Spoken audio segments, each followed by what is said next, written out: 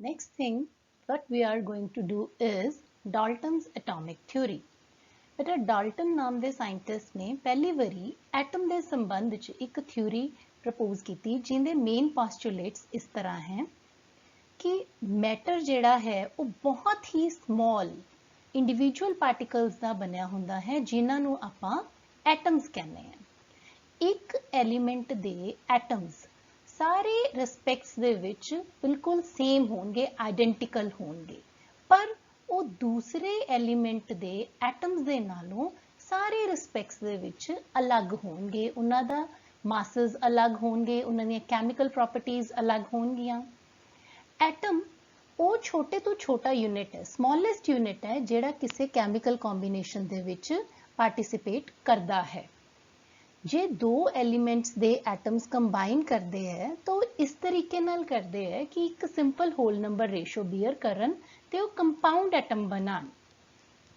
Atoms नूं ना तां क्रिएट किया जा सकता है ते ना ही डिस्ट्रॉय किया जा सकता है, भावें कोई फिजिकल चेंज होवे भावें कोई कैमिकल चेंज होवे। ते जिहड़ियां कैमिकल रिएक्शंस हैं उन्हां दे विच मेनली कॉम्बीनेशन, सेपरेशन या रीअरेंजमेंट ऑफ एटम्स ही संभव हैं। डाल्टन एटॉमिक थ्योरी बेटा विद कोर्स ऑफ टाइम काफ़ी फेलुअर्स उन्हें फेस किए। किहड़ियां लिमिटेशंस सी जिन्हां करके डाल्टन एटॉमिक थ्योरी दे पोस्टुलेट्स जिहड़े है वो फेलुअर्स च चेंज हो गए।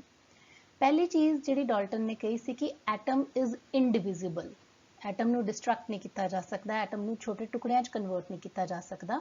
बट आपां सारिआं नूं पता है कि एटम दे कई सब एटॉमिक पार्टिकल्स होंदे हैं जिवें इलैक्ट्रॉन, प्रोटॉन, न्यूट्रॉन। इस तरह उनका पहला पॉइंट ही गलत साबित हो गया। दूसरा पॉइंट जिहड़े उन्हें कहा सी कि डिफरेंट एलीमेंट्स दे एटम्स वो डिफर करनगे एक दूसरे तो, पर किद्दां करनगे ये नहीं दस पाया।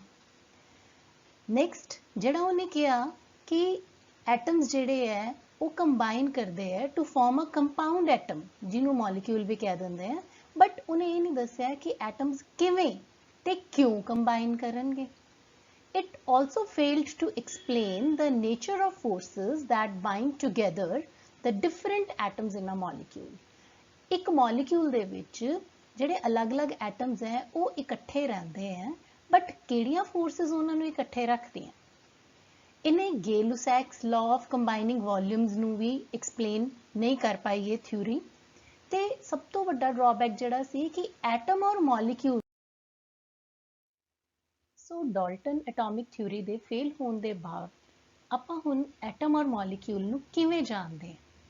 एटम की जो डेफिनेशन आपां करते हैं तो this is the smallest particle of an element that can take part in chemical bonding but generally can not exist freely as such.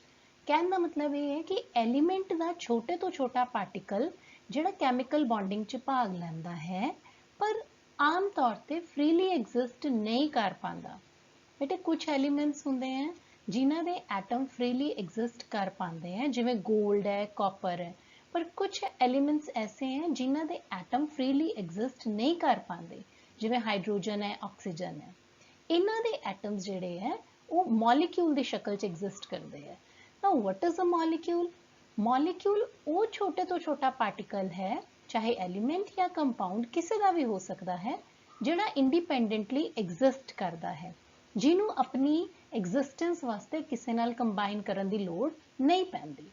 Now how we calculate the atomic mass. बेटे आपां जिहड़ा अगला topic करांगे वो होएगा मोल concept, पर मोल concept तो पहला आपां नूं कुछ टर्मिनोलॉजीज क्लीयर होनियां जरूरी है। बट एक चीज़ जरूर है कि मोल कंसैप्ट की ब्यूटी सिर्फ इसी चीज़ है कि आपां एटम बेटे जिवें आपां किसी भी फ्रूट का, वेजिटेबल का जो आप वे करते हैं तो वेट लिखना होंगे उनके यूनिट्स किलोग्राम्स या ग्राम्स के विच आपां उन्हें एक्सप्रैस करते हैं। इसी तरह जो आप एटॉमिक वेट नूं एक्सप्रैस करना है तो आपां उनके लिए यूनिट इस्तेमाल करते हैं AMU, एटॉमिक मास यूनिट। हुण एटॉमिक मास यूनिट की जिहड़ी बेटे एक AMU की वैल्यू है that is 1/12 of mass of one C12 atom. ਹੁਣ C12 एटम ਦਾ ਜਿਹੜਾ ਭਾਰ ਹੈ that is 1.9924 into 10 raised to power minus 23 grams। ਤੇ ਇਸ ਤਰੀਕੇ ਨਾਲ 1 AMU ਜਿਹੜਾ ਹੈ ਜਦੋਂ ਆਪਾਂ 12 ਦੇ ਨਾਲ ਇਸ ਫਿਗਰ ਨੂੰ ਡਿਵਾਈਡ ਕਰਦੇ ਹਾਂ ਤਾਂ ਆਪਣੇ ਕੋਲੇ ਆ ਜਾਂਦਾ ਹੈ 1.66 into 10 raised to power minus 24 ग्राम। मतलब ਆਪਾਂ एटॉमिक मास यूनिट ਨੂੰ ਜੇ ਚਾਹੀਏ ਤਾਂ ਆਪਾਂ ग्राम्स ਚ ਕਨਵਰਟ ਕਰ ਸਕਦੇ ਹਾਂ। ठीक है, ਇਹਨੂੰ ਆਪਾਂ ਕਹਿ ਸਕਦੇ ਹਾਂ 1.66 into 10 raised to power minus 24 ग्राम ਜਿਹੜਾ ਹੈ ਇਹਨੂੰ ਆਪਾਂ ਕਹਿ ਸਕਦੇ ਹਾਂ ਕਿ this is gram equivalent of AMU। मतलब AMU ਨੂੰ ਗ੍ਰਾਮਾਂ ਦੇ ਬਰਾਬਰ ਜੇ ਆਪਾਂ ਐਕਸਪ੍ਰੈਸ ਕਰਨਾ ਹੋਵੇ ਤਾਂ ਇਸ ਫਿਗਰ ਦੇ ਨਾਲ ਕੀਤਾ ਜਾ ਸਕਦਾ ਹੈ। ਨੈਕਸਟ ਹੈ ਬੇਟਾ ਗ੍ਰਾਮ ਐਟੋਮਿਕ ਮਾਸ। ਗ੍ਰਾਮ ਐਟੋਮਿਕ ਮਾਸ ਦਾ ਮਤਲਬ ਹੁੰਦਾ ਹੈ ਜੇ ਕਿਸੇ ਇੱਕ ਹੋਰ ਟਰਮ ਆਪਾਂ ਜਿਹੜੀ ਆਪਣੇ ਧਿਆਨ ਵਿੱਚ ਆਉਂਦੀ ਹੈ that is average atomic mass। ਇਹਦਾ ਕੀ ਮਤਲਬ ਹੈ ਬੇਟਾ ਐਲੀਮੈਂਟ ਜਿਹੜੇ ਹੈ ਉਹ ਕਾਫੀ ਆਈਸੋਟੋਪਿਕ ਫਾਰਮਸ ਦੇ ਵਿੱਚ ਐਗਜ਼ਿਸਟ ਕਰਦੇ ਹੈ ਜਿਹਦਾ ਮਤਲਬ ਇਹ ਹੈ ਕਿ ਐਲੀਮੈਂਟ ਦੇ ਕੁਝ ਐਟਮਸ ਜਿਹੜੇ ਹੈ ਉਹ ਅਲੱਗ ਐਟੋਮਿਕ ਮਾਸ ਸ਼ੋ ਕਰਦੇ ਹੈ। ਜਿਵੇਂ ਆਪਾਂ ਨੂੰ ਪਤਾ ਹੀ ਹੈ ਕਿ ਕਾਰਬਨ ਦੇ ਜਿਹੜੇ ਦੋ ਆਈਸੋਟੋਪ ਮੇਨਲੀ ਆਪਾਂ ਸਟੱਡੀ ਕਰਦੇ ਹਾਂ, ਇੱਕ ਦਾ ਭਾਰ ਹੈ 12 ਤੇ ਦੂਸਰੇ ਦਾ ਭਾਰ ਹੈ 14। ਤੇ ਆਪਾਂ ਜਿਹੜਾ 12 ਨੂੰ ਐਵਰੇਜ ਐਟੋਮਿਕ ਮਾਸ ਮੰਨਦੇ ਹਾਂ, ਕਾਰਬਨ ਦੇ ਜਦੋਂ ਵੀ ਆਪਾਂ ਭਾਰ ਦੀ ਗੱਲ ਕਰਦੇ ਹਾਂ ਤਾਂ ਉੱਥੇ ਐਟੋਮਿਕ ਨੰਬਰ ਜਿਹੜਾ ਹੈ 6 ਤੇ ਐਟੋਮਿਕ ਮਾਸ 12 ਹੀ ਆਂਦਾ ਹੈ। C14 ਦਾ ਜ਼ਿਕਰ ਕੁਝ ਖਾਸ ਕੰਟੈਕਸਟ ਦੇ ਵਿੱਚ ਹੀ ਕੀਤਾ ਜਾਂਦਾ ਹੈ।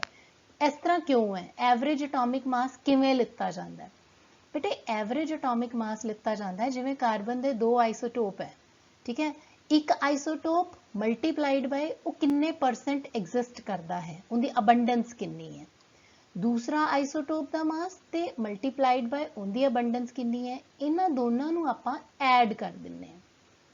ਐਡ ਕਰਕੇ ਜਦੋਂ ਆਪਾਂ ਦੋ ਚੀਜ਼ਾਂ ਦਾ ਐਡੀਸ਼ਨ ਕਰ ਰਹੇ ਹਾਂ ਐਵਰੇਜ ਕੱਢਣ ਦੇ ਲਈ ਆਪਾਂ ਨੂੰ ਡਿਵਾਈਡ ਵੀ ਕਰਨਾ ਪਏਗਾ। ਡਿਵਾਈਡ ਕਰਦੇ ਹਾਂ ਆਪਾਂ by the addition of percentage of first isotope and percentage of second isotope। Now we are given this statement, use the data given in following table to calculate the molar mass of naturally occurring argon। बेटे argon ਦੇ ਆਈਸੋਟੋਪਸ ਇੱਥੇ ਤੁਹਾਨੂੰ ਦਿੱਤੇ ਗਏ हैं 36, 38 ਤੇ 40।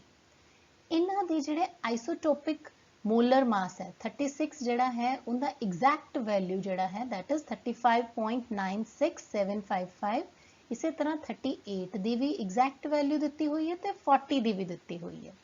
ਨਾਲ ਦੀ ਨਾਲ ਇਹਨਾਂ ਦੀ ਅਬੰਡੈਂਸ ਵੀ ਦਿੱਤੀ ਹੋਈ ਹੈ ਤੇ ਆਪਾਂ ਨੂੰ ਪੁੱਛਿਆ ਗਿਆ ਹੈ ਕਿ ਆਪਾਂ ਇਹਨਾਂ ਦਾ ਐਵਰੇਜ ਮਾਸ ਮੋਲਰ ਮਾਸ ਆਰਗਨ ਦਾ ਕੈਲਕੂਲੇਟ ਕਰਨਾ ਹੈ।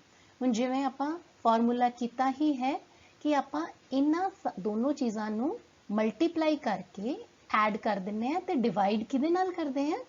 ਡਿਵਾਈਡ ਕਰਦੇ ਆ ਬੇਟੇ ਆਪਾਂ ਇਹਨਾਂ ਸਾਰੀਆਂ ਪਰਸੈਂਟੇजेस ਦੇ ਐਡੀਸ਼ਨ ਦੇ ਨਾਲ।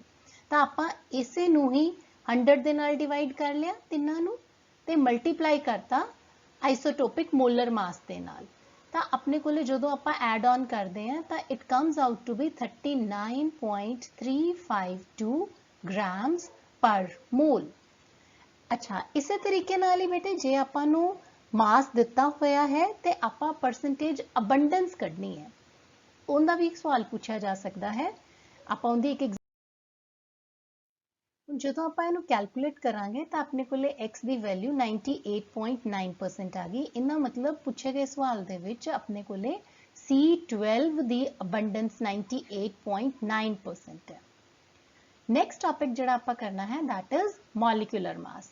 बेटे जिस तरह आप एटॉमिक मास किया है बिल्कुल सेम तरीके नाल आपां मॉलिक्यूलर मास नू भी डिफाइन करांगे कि किन्ने टाइम्स एक मॉलिक्यूल 1/12 ऑफ कार्बन एटम दे हैवियर है। I am repeating, number of times one molecule of a substance is heavier than 1/12 of C12। इनू आपां बेटे मॉलिक्यूलर वेट कह दिंने हैं ते molecular weight means weight of one molecule of substance upon 1/12 of weight of one atom of C12। Molecular mass आपां बेटे किद्दां calculate करते हैं? मॉलिक्यूलर मास आपां एडिटिव प्रॉपर्टी दे बेसिस ते कैलकुलेट करते हैं कहने का मतलब ये है कि जिस तरह हुण मीथेन का मॉलिक्यूलर मास आप कैलकुलेट करना है, कार्बन के भार दे नाल जिन्ने नंबर ऑफ एटम्स है उन्होंने मल्टीप्लाई करके प्लस हाइड्रोजन के भार दे नाल जिन्ने दे एटम्स हैं उनके नाल मल्टीप्लाई करके तो अपने को फाइनल फिगर आ जाएगी। जिमें कार्बन का है 12 और हाइड्रोजन का हुंदा है 1, हाइड्रोजन नूं आपां 4 दे नाल मल्टीप्लाई करांगे। ग्राम मॉलिक्यूलर मास या ग्राम मॉलिक्यूल की हुंदा है? जे बेटा जी आपां किसी भी एलीमेंट का या कंपाउंड का मॉलिक्यूलर मास ग्राम्स च एक्सप्रैस करते हैं तो उन्होंने आपां ग्राम मॉलिक्यूलर मास कहने हैं। फॉर एग्जाम्पल कुदरत दे विच ऑक्सीजन जिहड़ी है O2 की शक्ल च एग्जिस्ट करती है तो आपां मॉलिक्यूलर मास 16 नूं 2 दे नाल मल्टीप्लाई करके 32 AMU लिख लैंदे हैं। ते जदों 32 AMU नूं आपां ग्राम्स च एक्सप्रैस करांगे तो इनू आपां कहांगे ग्राम मॉलिक्यूलर मास। सो ग्राम मॉलिक्यूलर मास नूं आपां कलैक्टिवली कहांगे 1 gram molecule of oxygen is equal to 32 gram of oxygen. जे आपां इत्थे 2 ग्राम मॉलिक्यूल्स कहने हैं बेटा तो उनका मतलब होएगा 32 इंटू 2। हुण आपां कुछ एग्जाम्पल्स लैने हैं जिथे आपां मॉलिक्यूलर मासेस कैलकुलेट करने हैं। H2SO4 हाइड्रोजन का मास 1 हुंदा है ते किन्ने हाइड्रोजन एटम्स हैं 2, मल्टीप्लाई कर दो इनू। सल्फर का मास 32 हुंदा है, किन्ने सल्फर एटम है 1, मल्टीप्लाई। देन ऑक्सीजन का मास 16 multiplied by number of oxygen atoms, yes it is 4 और इन्हां सारियां नू ऐड करांगे तो अपने को वैल्यू आएगी 90। Next important term is equivalent mass ते आपां एक होर टर्म करनी है जिन्हों आपां ग्राम इक्विवेलेंट भी कहने हैं। इक्विवेलेंट मास की हुंदा है कि किन्ने नंबर ऑफ पार्ट्स किसी भी सबस्टांस दे जिहड़े कंबाइन करनगे या डिस्प्लेस करनगे 1.008 parts by mass of hydrogen या 8.0 पार्ट्स ऑफ ऑक्सीजन या 35.5 parts of chlorine is called equivalent mass.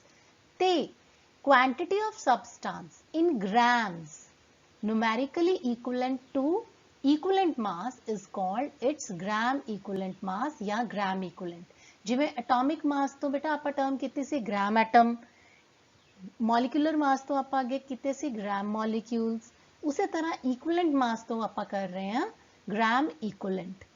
Number of gram equivalent mass will be equal to mass of substance in grams divided by gram equivalent mass of the substance। Molecular mass नू बेटे आपां additive property दे basis ते calculate कर लेने हैं, पर equivalent mass नू calculate करन दे अलग-अलग तरीके है for अलग-अलग substances। जिवें एलीमेंट का इक्विवेलेंट मास आपां कैलकुलेट करना होवे तां atomic mass is divided by valency. जे किसी एसिड का करना होवे तां molecular mass of the acid divided by basicity. Basicity की हुंदी है number of replaceable hydrogen atoms. जिवें H2SO4 है उनदे च 2 हाइड्रोजन एटम रिप्लेसेबल हैगे तां 98 divided by 2।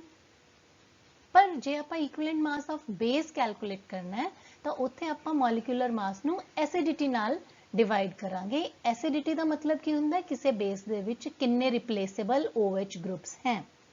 J equivalent mass आपां किसी सॉल्ट का कैलकुलेट करना है तो formula mass divided by total positive या नेगेटिव चार्जेस किन्ने हैं उहदे च।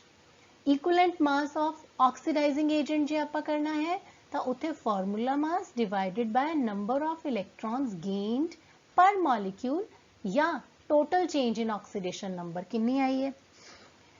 इक्विवेलेंट मास जिहड़ा है ऑक्सीडाइजिंग एजेंट्स के केस दे विच it changes with the medium of the reaction.